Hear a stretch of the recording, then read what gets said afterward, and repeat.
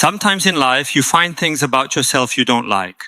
One day you look in the mirror and dislike your face, your height, or feel your legs are too short.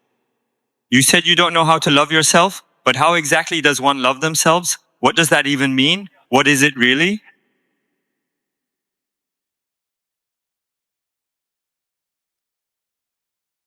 Hello. I'm Sun Minok, a longtime fan of Kim Chang-ok. As someone whose name contains the character OK, I really dislike it and am considering changing my name. Mr. Kim Chang-ok, do you dislike OK?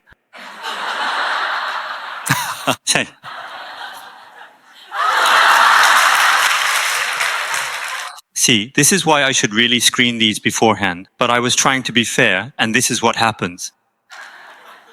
So you have Okja in your name, Okja. Ma'am, I completely understand how you feel. I really dislike my name so much too. For about 80 or 90% of my life, I think I really disliked it. What is that? Okay in a man's name? What's that? But you know, one day, this can happen to anyone. As you go through life and get a little older, you find things about yourself that you just don't like. There are days I don't even like my own face. One day, I looked in the mirror and just didn't like my face. I don't like my height either. Ugh, and I feel like my legs are too short. Huh? Ugh, I really just don't like it at all, seriously. So I wanted to change my name, and I even thought of a few options. Alex? Alexander Kim. You don't like it? Oh, you don't like it? I thought it was cool. Kim. Then recently, I started thinking about a new business. Well, it's not exactly a business, but a new project. And I wanted to come up with a company name. But then an idea just hits you, right? When you're brainstorming ideas or in a meeting, nothing comes to you. Then, a week or a month later, while you're doing something entirely unrelated, that moment, just arrives unexpectedly. That's when it finally hit me. So, as I was pondering what to name it, suddenly Hongju just popped into my head. I just love that name, Hongju. It just felt so warm and good. Dad's name. My mom always used to say it, your father, Kim Hongju. You know everyone, Koreans I mean? When they get angry and call someone, they use their full name. Normally you would just say honey, but if you address them by their full name, it's pretty much a declaration of, let's get a divorce. So they typically call me by my given name or add my surname, saying something like Chang-ok, but instead it would be Kim Chang-ok. It's not like Kim Chang-ok bless you, is it? It's not like Kim Chang-ok I love you, typically having more negative than positive meanings. So my father's name always felt somewhat distant to me, like an elusive black hole, something I could never quite grasp. Sand that can't be held. It even felt a little scary. That was the name. It's been 4 years since my father passed. But suddenly that name, Hongju, which is my father's name, with the characters Hong and Ju, I felt that something in me had changed so significantly that I wanted to name my company after his name. Hongju Incorporated. Like this? Or perhaps Jeongja Incorporated. My mom is Jeongja. But this was just a thought I had 2 days ago. My father's name had taken on a new meaning for me. So, the reason I'm bringing this up is because what we truly dislike might not actually be the word itself, but perhaps the underlying relationships that are inextricably tied to that very word.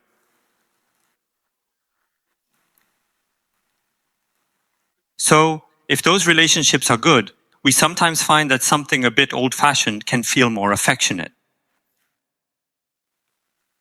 I thought of my father's name before my own. I genuinely believed I despised Jeju Island so much. Consequently, I was really eager to get away from Jeju Island when I was living there. But it wasn't Jeju Island that I hated. What do you think I disliked? I think I disliked my parents' fighting atmosphere. And so I ended up going to Seoul, but nowadays there are many instances where Jeju Island feels more appealing to me than Seoul. So I began to think that perhaps the relationship holds more significance than the name itself. Later, if I ever start a real company, I'll host a naming contest. If you all come up with an excellent name, then that's what I'll choose. But I hope you don't expect anything in return. My mom used to say that if you always expect to receive, you'll become a beggar. She'd tell me to always be ready to give. Don't try to get things. That's not the way. I never thought my father's name would end up feeling this way. Hello, I'm a 32-year-old who's currently unemployed. My biggest concern and a very significant challenge, which has been with me since high school, no, even middle school, is that even now in my 30s, I still haven't learned how to practice self-love. What exactly is the way to love oneself? How is it possible to truly love yourself? Hello, I'm Park Chae-young and I'm 32 years old. Will you keep that low voice? And when did you get fired? Just over a month. So, approximately how long had you been working before that? For over 4 years. What did you do? I worked in the costume department for films and dramas. Oh, really? You have written about something that is incredibly important, truly a fundamental aspect of life. Back in middle school and even in high school, did you also feel like you didn't quite know what it meant to love yourself? Yes. Have you ever talked to anyone about that? I think I talked about that a lot with my closest friend. And what did your friend say? She didn't know either. When I first saw this postcard, a thought occurred to me. You mentioned you don't know how to love yourself, but this person actually already knows what it means. Why? Because they possess the courage to write this, driven by the desire for self-improvement rooted in their own self-love. This postcard serves as the evidence. If one genuinely doesn't understand how to love themselves, if love is absent, then this kind of writing would simply not be possible. So I thought, this person has self-love. The fact that you have love for yourself made you realize that you don't actually know how to express that self-love, and that's precisely the point I'm making. This is such an important point. It really is. This is like a required course for life. How do I love myself? What does that even mean? Well, you can start figuring that out from now on. There's a line in a famous foreign film that goes like this: today is the first day of the rest of our lives. See, look, today is the first day of the rest of our lives. So, say you're 32. That means you probably have about 60 years left. For you, miss. So, after living for 30 years, we're here genuinely contemplating, I want to embrace self-love. So, take a look. The color of your shirt is very clear and distinct, isn't it? It's distinct. The color, it's a vibrant blood red hue, a really beautiful shade of red. When I first started giving lectures, my topic was find your color. Find your color. Find your personal identity. But in Korea, we've lost our color. Things have changed now, but back then, look at the cars in Korea. Car colors were decided. What color? Black, white. Then there are those who don't say gray, but pigeon gray. I really wish people would change that habit. Just say gray, okay? What's pigeon gray? Everyone, on your way home, take a look at the car colors. There's no country like Korea with so much white. Black, even gray. It's almost always these three, but you know what's really interesting? The windows are very dark. I realized one day that it's just like how we live our lives. I don't have a personal identity. I don't want other people to see me, but I'll look from inside. Shh, like shades. You guys don't look at my eyes, but I'm going to look at you. It's just like that. I have only 3 colors, and this is one of them. So you see, you choose a color that's already inside you. But it seems to me that you, madam, definitely have the color of blood red in you. But then, as we go through life, we somehow start to constantly adapt to others. Then, at some point, there comes a time when you start feeling suffocated. So everyone, Kim Chang-ok TV is quite different now, but in the past, I was always continuously adapting to others. I was constantly trying to read the room, always just conforming.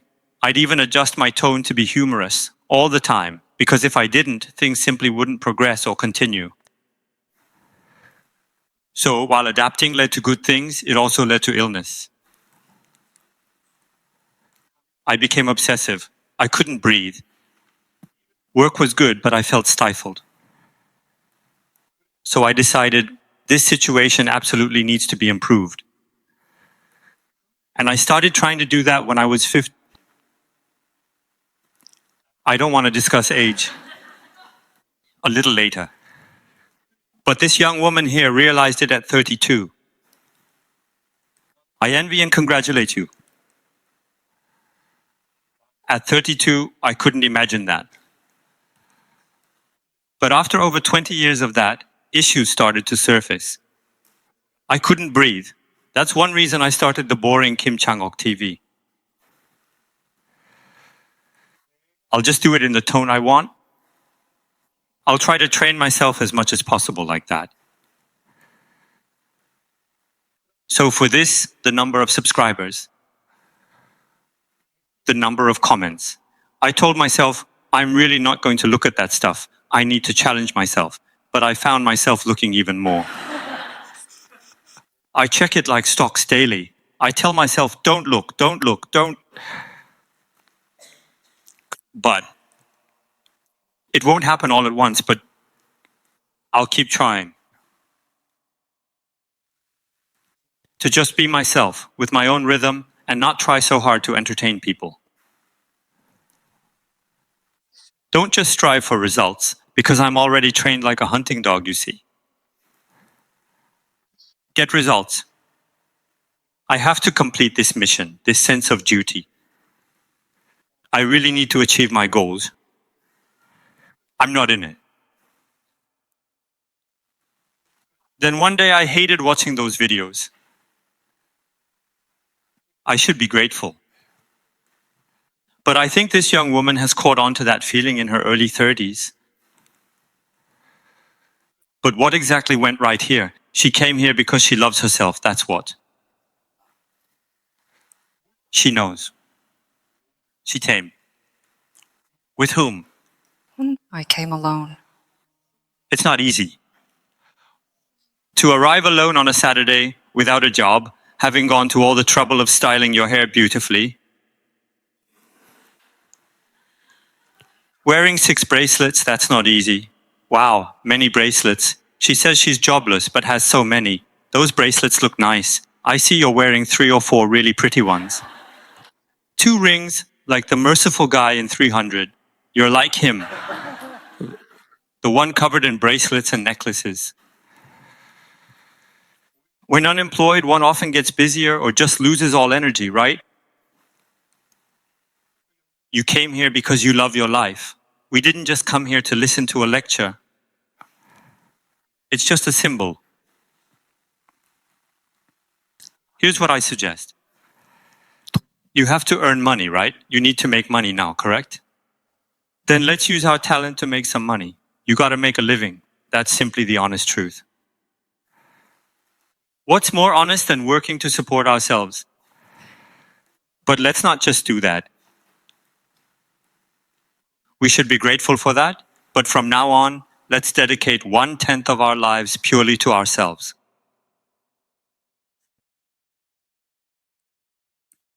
You are embarking on a journey to specifically discover and experience what truly makes your eyes sparkle, like the aperture of a camera lens opening wide. This includes who you meet, the places you visit, the activities you engage in, the videos you choose to watch, and the various situations you find yourself in. You can use books or watch YouTube. I mostly watch YouTube. When I dive into a book, my brain tends to get a bit exhausted. And I realize that I love looking at photographs.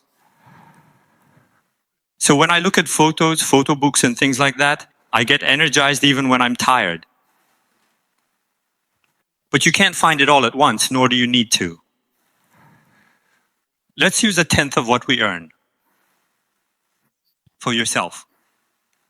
Even unpaid. Let's just keep doing it little by little. But as I read this, I kept feeling this way. Congratulations. And you already possess that self-love within you. And by simply coming here today, you have already embarked on that journey. And eventually, you will certainly discover it. But you mentioned you're 32, yet you give off this mature vibe, just like my older sister. Were you always so mature, or did your experiences in the workplace lead to this? I think my work life made me this way. Oh, really? What were you like before? Before that, I was innocent. Film industry is tough, right? Yes, it must be very tough. Surviving 4 years in such a demanding field is no small feat. But having been in that particular field, it was as if.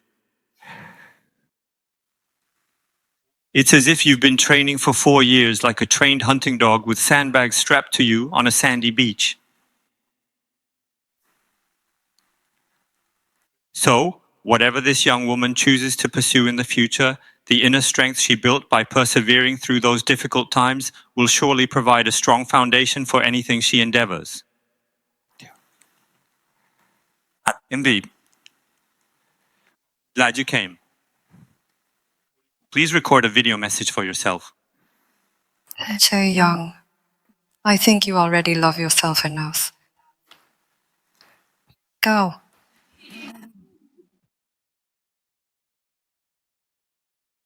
Thank you. When you said your name just now, it was far more captivating and compelling than any actress delivering her lines in a play or a movie. And real. It really resonated with me. When people can truly express their inner stories to someone and then discuss and reflect on those experiences together with smiles, I believe it signifies that we've genuinely spent a truly valuable and meaningful time together. We spent time conversing with each other.